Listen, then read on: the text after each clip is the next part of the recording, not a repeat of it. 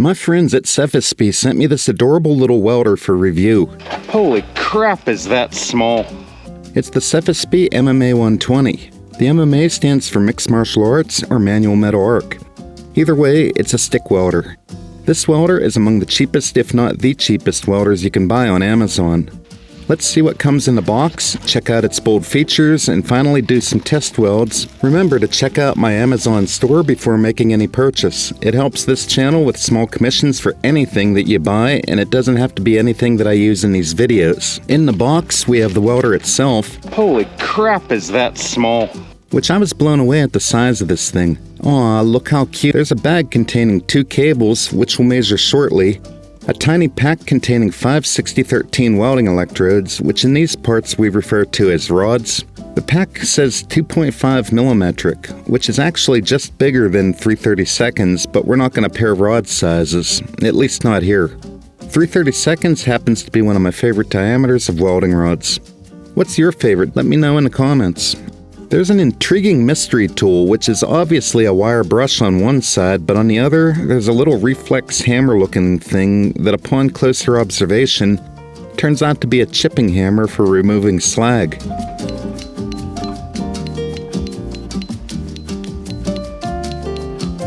actually works, and use this to kind of clean the weld up.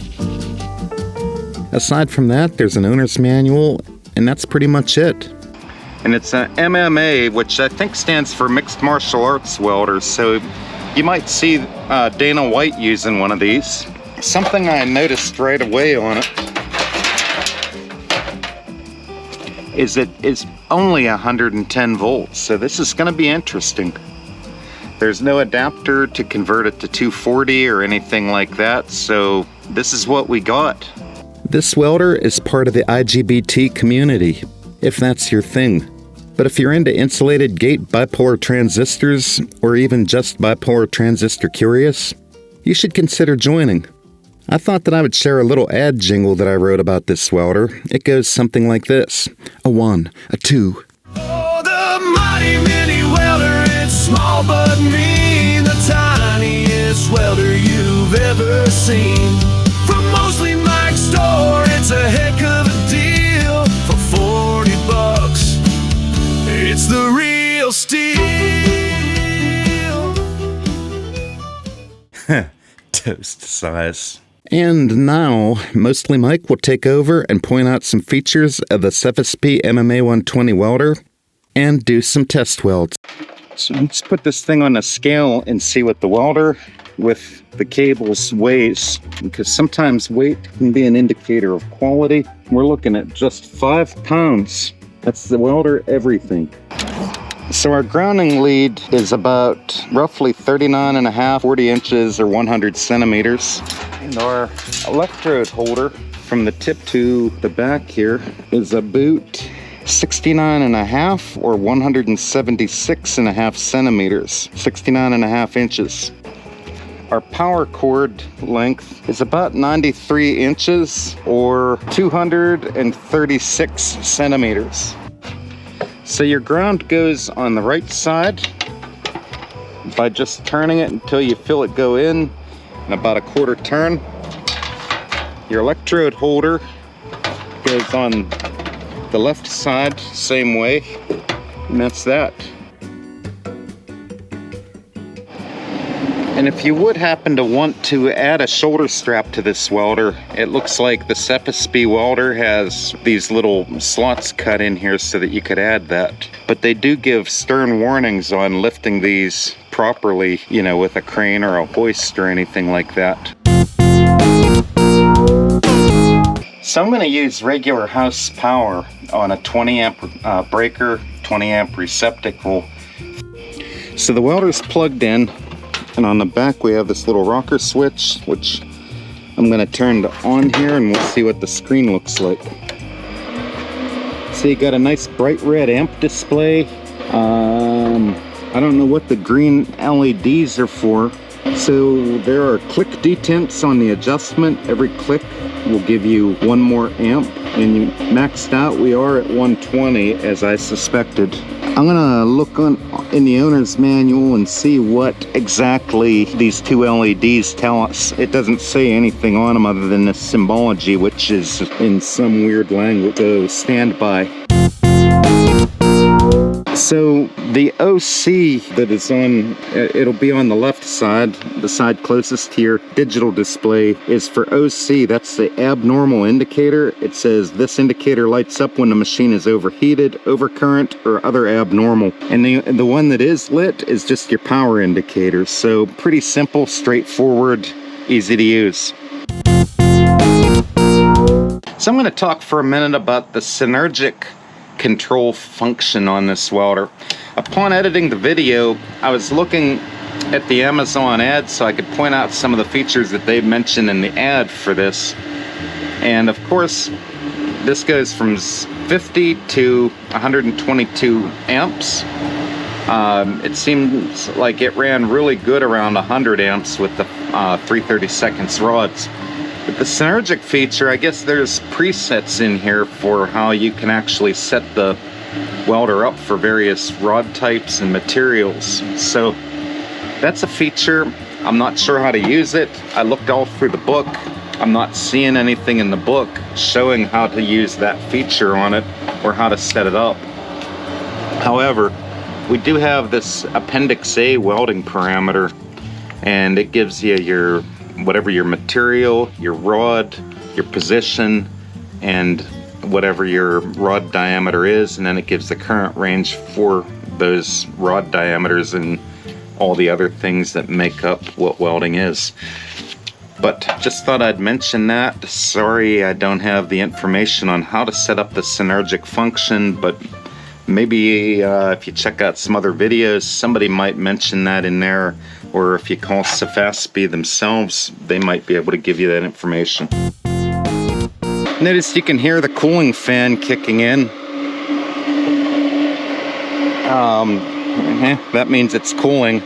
So we're running out of daylight here. I was planning on getting this done in the daylight, but they give you a chart in the manual here. The manual being about 20 pages long, roughly. A couple blank pages in there. E6013 electrodes.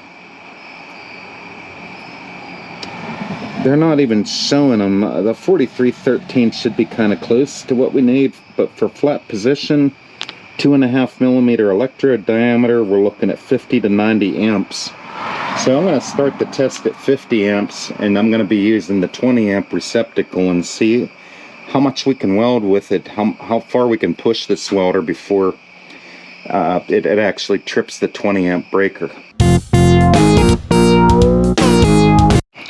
So I can't stand it. Before it gets dark, I'm going to try welding on this piece here. It's just mild steel.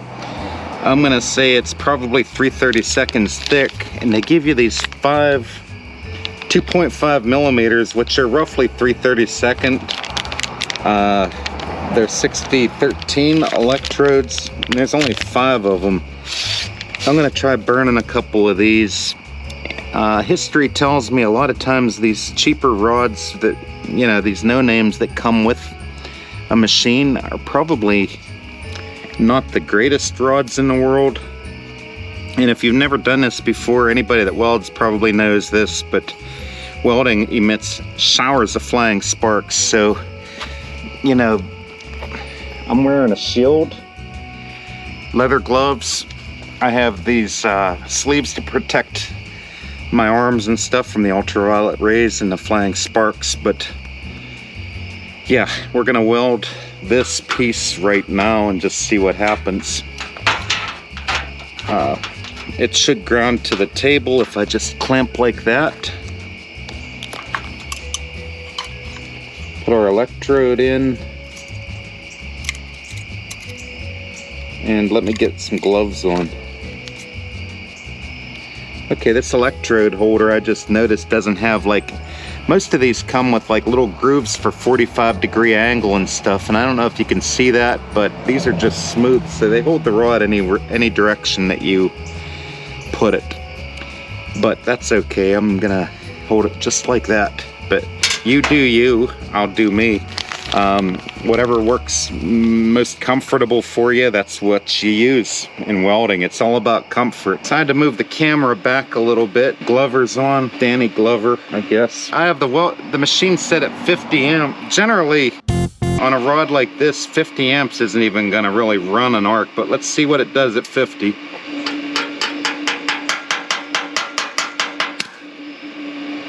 All right.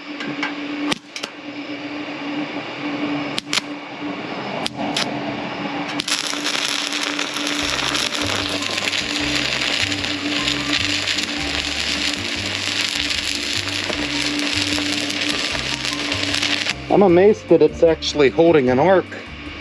I was not expecting that, and it actually doesn't seem like it's burning that bad. That's pretty amazing right there. Let me grab a chip hammer. Move you in a little bit closer here. I mean, it's not horrible for our first attempt, but let's try some more here. Am I in frame? Oh yeah, we're in frame. All right, so on these rods, you got to break the end off just with your glove. And watch, it could be hot, but you got to crack that little cone of flux that is on the end of it there. And I'm a little more prepared now. I wasn't expecting that to hold an arc at 50 amps, but here we go. There's different ways to strike the arc. You can tap it or you can strike it like a match.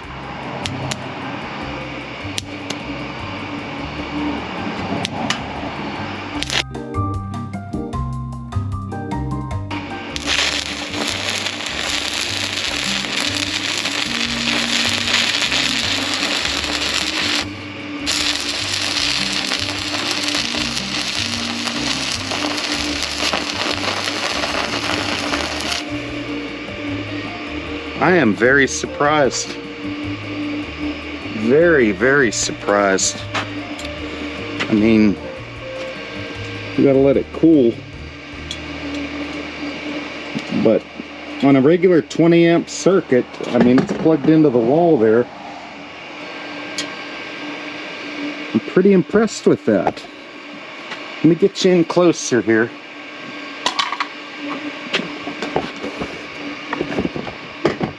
And let me shut the machine off.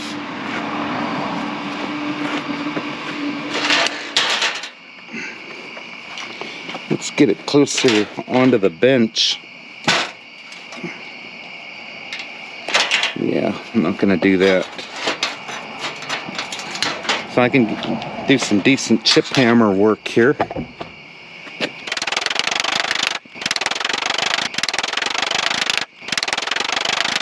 Let me grab a wire brush.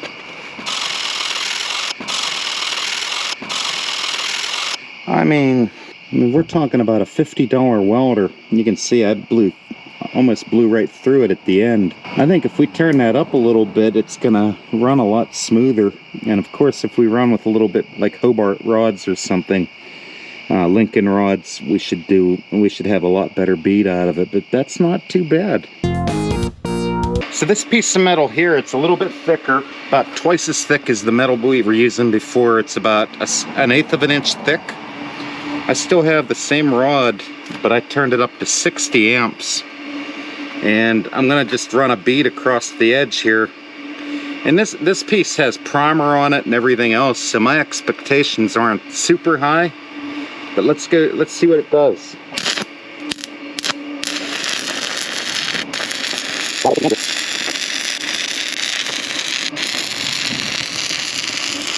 Wow, that actually held the arc pretty good. Whenever it broke arc, that was my fault. My hands were just not in the right position and it kind of let go. But 60 amps isn't too bad. Let's chip it off here. Yeah, my vice grips let go.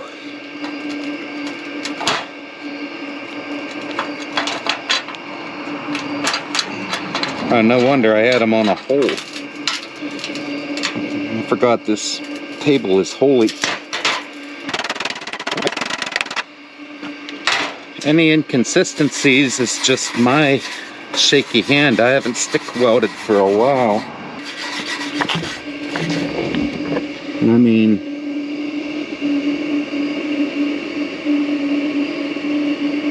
I've done better, but we're talking about 110 volts.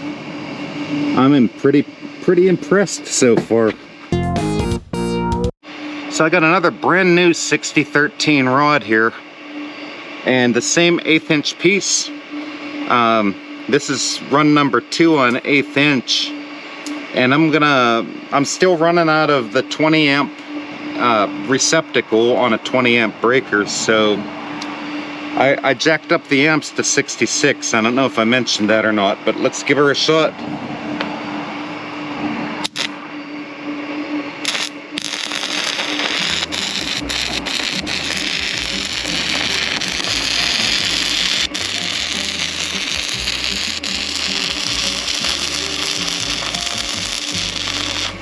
Tell you what, that even sounds good when it's running. I mean, it should sound like bacon sizzling. And I mean, we burnt 3/4 of the rod, and I kind of fancy that. Let's give it a second here to cool. Okay, that was 1 second.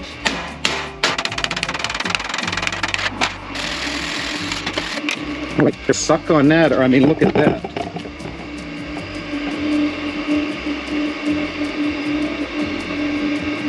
That is an incredible, I mean, okay, yeah, I got shaky hands and stuff, but man, that's 110 volts, fellas. I mean, what more could you really ask for out of a $50-some welder? I think this is around $50 on Amazon. I'll let you know the price and I'll give you the link out of my Amazon store, which clicking that link really helps the channel improve future content and small commissions I can earn from any sale. But I'm telling you what, I would highly recommend this little gem of a welder. That is mind-blowing to be able to get that kind of portability. I mean, you could just throw this thing in your lunchbox and take it to work and weld. Okay, I'm gonna do one more weld here for the night with what's left of this rod. There's only about, what's that, 10 inches there of rod left. But let's get, I'm just gonna run like a little bead close to the edge, and that'll be that for the night.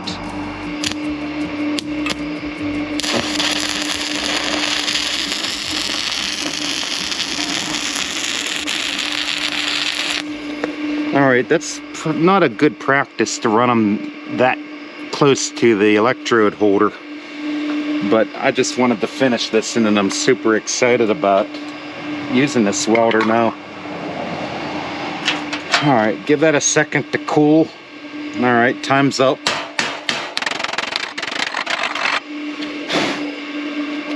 Alright, now, as you can see, it's still 66 amps.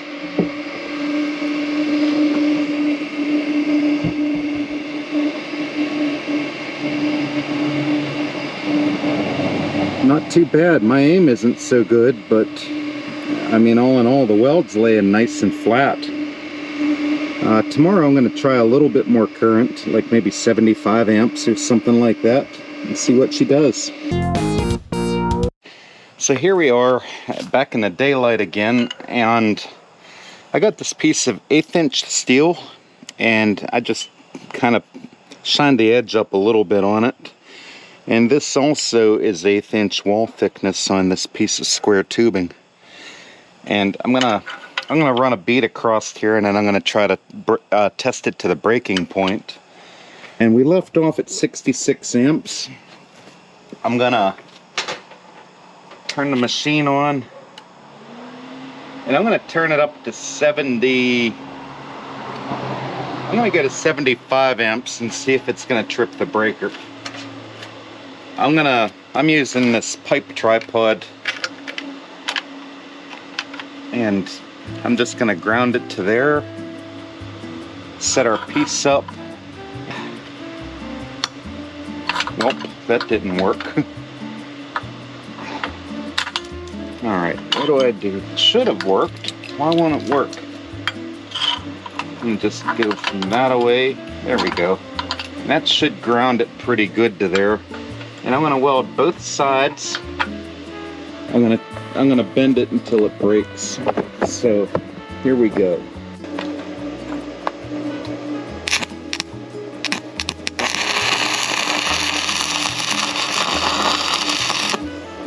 I'm gonna tack it on both ends.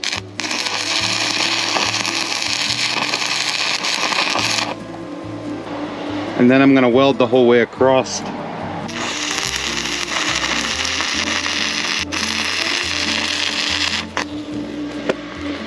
It didn't seem to run too bad. It sounded good. I'm gonna chip that off.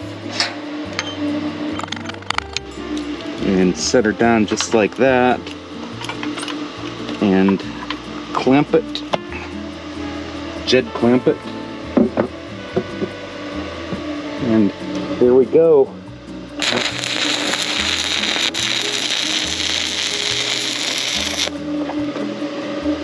I am pretty impressed that that is holding 75 amps on a 20 amp breaker. Give it a little tap here.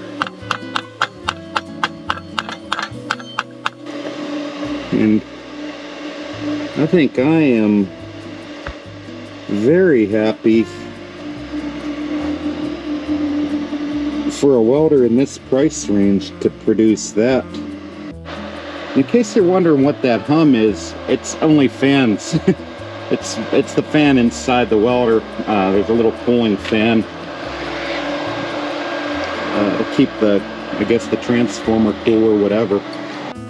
I'll give you a better look at both welds here,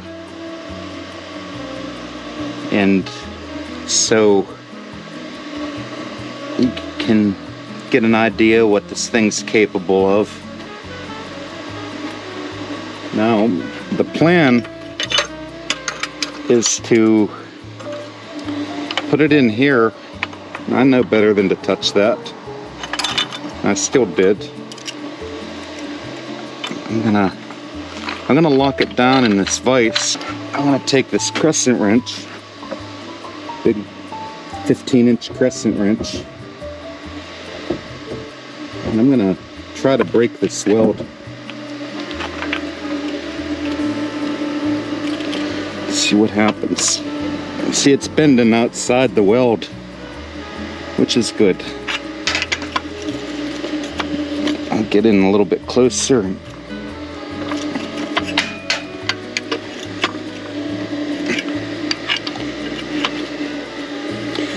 Yeah,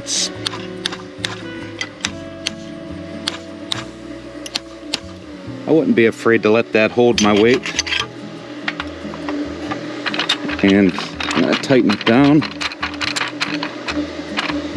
Leave enough room here so we can grab. So I got it clamped like right at the weld in this vise.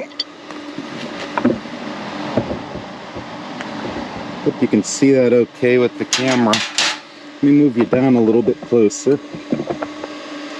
Now I'm gonna grab it with this long crescent wrench again, and we're gonna try to break it.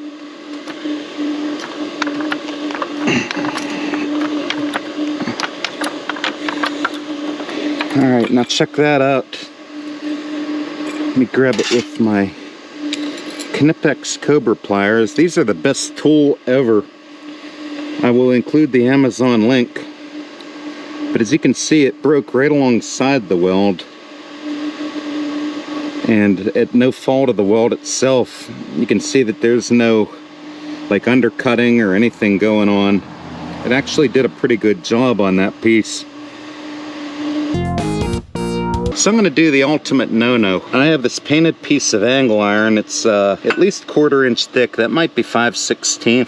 And I used it to test a plasma cutter a couple weeks ago for a review that I did. And I just made that slice in it with the plasma cutter. I'm going to re-weld it together without grinding it or doing anything. I'm just going to butt this together like that. Maybe I'll knock this flag off. I'll grab that with these. and I know that I'm gonna get gunned down for what I'm about to do here, but it is what it is. Let me knock this piece off too. All right, that's relatively clean now. And I'm gonna take it and just match this up the best I can. And I'm gonna weld that back together.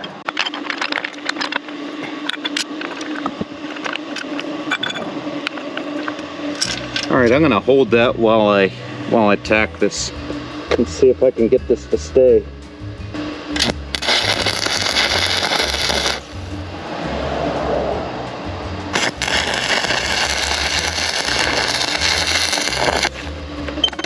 That'll keep it from moving while we weld it. I'm gonna hold the rod straight out because we're kind of in a tight area.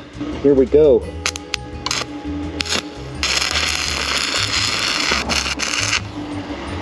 Can't ask for much more out of your rod than that. And I've definitely done better than that. I think I have a little bit of porosity in it.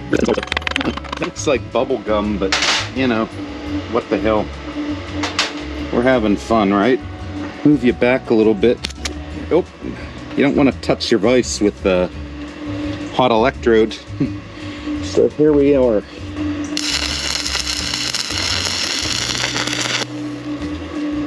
I'm going to touch the top up here. I couldn't get down over the side for that. All right, flip her over. Try to clamp it so it's level. And we're good. Get over the other side. See what we can do. I'm gonna give it one zap after it gets not so bright red hot. Right on that edge. You gotta do that because of that'll make a weak point. Now I feel pretty confident we're not gonna be able to break that. There's a little hole there at the base, but I'm gonna give it a quick zap just because.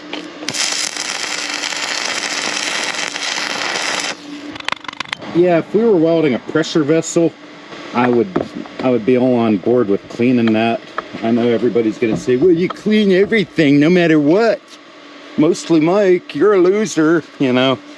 You got your trolls in every crowd, but so I'm gonna, even while it's hot yet, I'm not even gonna let that thing cool. I'm gonna lock her in right at the vise. And let's try to break this. Let's try to break her right on the weld. And I'm going to show you a little something in the open a little bit here. Shut this welder off. I know it's only fans, but all right. So you're watching like that. Make sure we're all in frame here.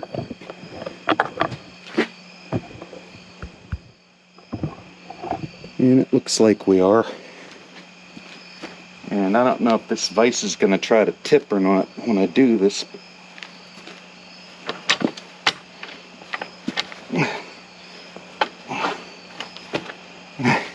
I broke the angle off, but the weld, she didn't budge.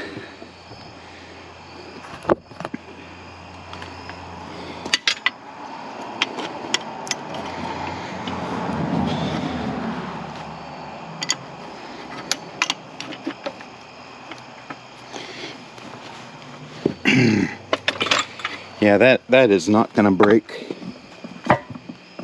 It's just like brand new again. So as a grand finale, I'm gonna take the opposite side of the steel block. I'm gonna ground it, and I'm gonna try burning the last 3/32 6013 rod that was included with this welder at 120 amps and see if it'll trip the breaker. It's been doing remarkably well so far, so here we go.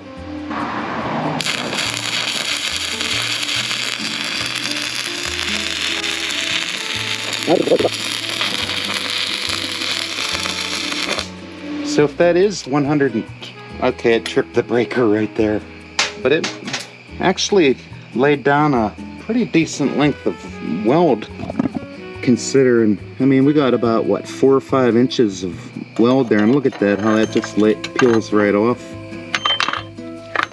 I mean, considering that it's a cheap welder, I don't think that laid too bad of a bead. My final thoughts on the Sefaspe MMA 120 welder is just buy the darn thing. This welder has amazed me in what it can do welding-wise, considering the fact that it runs exclusively on 110-volt power, and it does it really well. There are many people who need a welder for occasional repairs who may not have a 240-volt receptacle to plug into, and this is the welder for them. I have to admit that I was a bit skeptical as to how high that I could turn the amps up to make it run, and was amazed that even at max current, it still welded a 4-inch bead before tripping the breaker. At 100 amps, it welded for a long time.